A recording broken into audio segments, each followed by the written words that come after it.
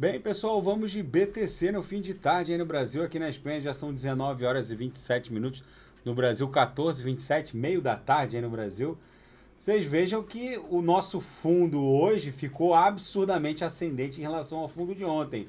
O fundo de ontem, 26 de julho, chegou a bater 20.706 e hoje a mínima ficou em 21.042.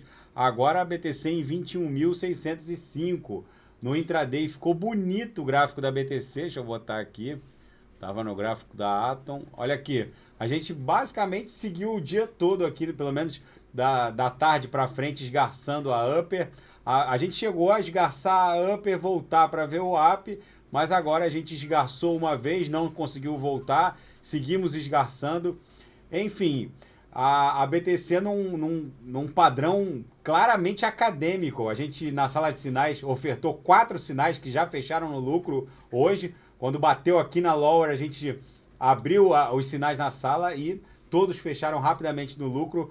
Uma pressão compradora violentíssima. Na nossa banda de VWAP mensal, eu avisei aqui no canal, quando teve aquela agulhada de ontem, que a BTC ameaçou perder a VWAP mensal, eu falei que era comum a força gravitacional da VWAP mensal aprisionar o preço. E não deu outra. Rapidamente, o corpo real desse candle de hoje, dia 27 de julho, quarta-feira, retornou para cima da VWAP mensal, ou seja, a gente claramente está formando uma figura triangular acumulacional que deve se desdobrar numa pernada ascendente, dando seguimento a essa migração em direção à VWAP anual, que segue ali entre 31 e 32 mil, deu uma cedida. É possível que a gente faça um pit stop aqui nessa camada acumulacional aqui entre 29 e 30 mil dólares, para aí sim explodir em direção a 30 mil dólares. Na seara dos fatos, já tem analista dando conta de que a BTC está assim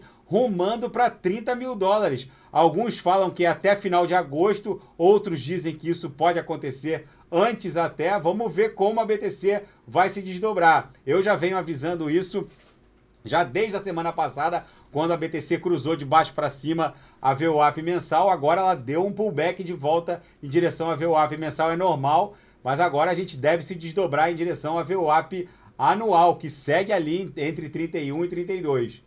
E começa a reunião do comitê do Fed e a BTC segue testando a Upper ali, formando máximas. E, enfim, agora vamos ver se ela vai conseguir máximas dentro desse período de 24 horas. Vamos ver se ela vai conseguir superar aquele topozinho aqui do dia 20 de julho, onde a gente bateu 24.276. Provavelmente vai ser o nosso primeiro teste de estresse aqui em direção a essa camada congestional. Vamos ver se a gente consegue superar esse topo de 20 de julho em 24.276. Enfim, tem muita gente agora, analistas, dando conta de que a BTC está migrando sim para o patamar de 30 mil dólares. E o iFood poderá aceitar BTC. Vamos ver se isso vai se concretizar. E a secretária do Tesouro norte-americano, Janet Yellen, está mudando o conceito de recessão. Segundo ela, 2 trimestres consecutivos com retração do PIB não seria a definição técnica de recessão. O apresentador da NBC respondeu a esse questionamento e perguntou novamente a Yellen se ela estaria mudando a definição de recessão. E ela teria dito que a definição técnica de recessão não seria essa. Yellen respondeu que o padrão de 2/4 de crescimento negativo não era realmente a definição de recessão técnica. Ou seja, ela está mudando os conceitos da economia para justificar essa política tresloucada do Federal Reserve.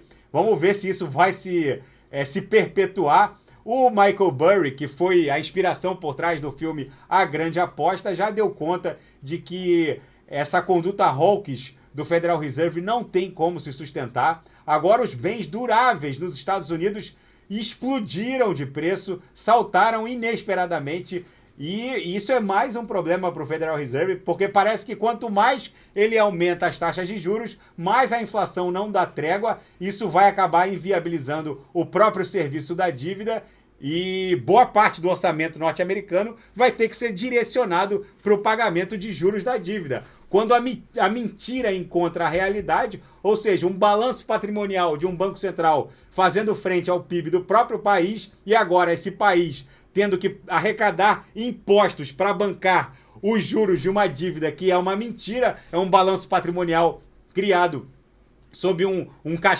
castelo de areia, ou seja, é uma expansão monetária sem qualquer lastro num crescimento, num eventual crescimento de um PIB que não aconteceu na mesma velocidade com que crescia o balanço patrimonial do Fed. Agora, a realidade é que os americanos talvez não tenham capacidade de arrecadar impostos para pagar tantos juros assim. E o gás europeu dispara novamente à medida que o fluxo no Nord Stream 1 vai se reduzindo. Agora, mais uma vez, o Kremlin, através da Gazprom, diminuiu ainda mais o fluxo do Nord Stream 1, desligaram mais uma turbina. A primeira turbina foi mandada para o Canadá, que sofreu todos os imbróglios decorrentes das sanções impostas pelo Ocidente para retornar em direção ao leste europeu. E agora os russos alegaram que precisam fazer manutenção em outra turbina e a capacidade de fluxo de gás no Nord Stream 1 cai para menos de 20%.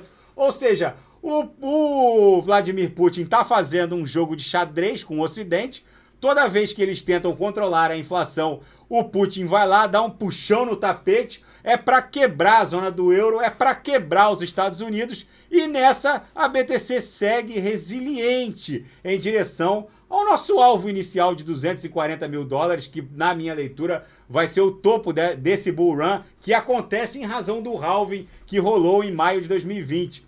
O halving que vai acontecer, que vai cortar as taxas de juros pela metade, as taxas de mineração da BTC pela metade em maio de 2024, esse halving sim vai levar a BTC para um patamar de $1 milhão, o que deve acontecer entre 2026 e 2027. Agora, esse halving que aconteceu em maio de 2024, o bull run dele ainda não terminou. Vocês podem ter certeza que a BTC vai para um patamar acima de $200 mil ainda nessa corrida de touros, como eu já reportei em vídeos anteriores.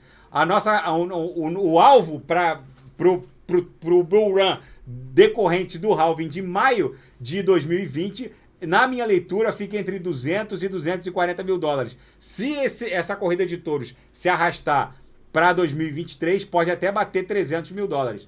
Tá bom, pessoal? Fica esse registro da BTC, que segue muito resiliente. Ontem a Nasdaq tombando menos 2 e alguma coisa e a BTC caindo menos 1 e pouquinho. Foi algo lindo de se ver. Claramente o mercado está virando a chave. Estão drenando recursos da Web 2, com aquelas big techs multitrilionárias que aprisionaram o tráfego de dados e riqueza em nível planetário por 1 década e meia, 2 décadas praticamente. E agora o mundo se vê diante da euforia do tráfego de dados e riqueza, que vão circular de forma livre e alforriada na Web3. Tá bom, pessoal? Se nada fugir do script, eu volto amanhã para analisar a própria BTC. Fiquem com Deus, e quem quiser sugerir alguma análise é só colocar nas mensagens abaixo. Grande abraço, fiquem com Deus, até amanhã.